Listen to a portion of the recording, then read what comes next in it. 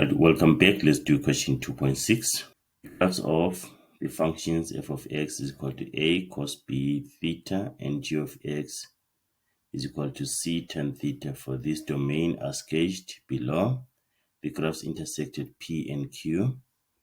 If the system of axes is shifted 45 degrees to the left and the graphs remain fixed, write down the equation that is now represented by the graph f of x.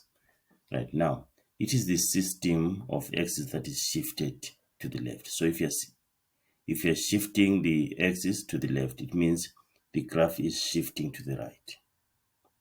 And we know that for our functions, f of x is equal to a cos theta minus p, then plus q.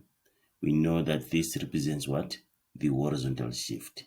If it's negative p, the graph is shifting to the right by p degrees. If it's positive p, the graph is shifting to the left by p degrees. So now they're saying the axis is the one which is shifting to the left, meaning that the graph is shifting to the right. So we're saying f of x is equal to 3 cos. Remember, we managed to find our value of a in the previous questions. So it's 3 cos, then theta minus 45 degrees. Okay, so there's no vertical shift, so it remains as 0 there. Q is 0 because there's no vertical shift.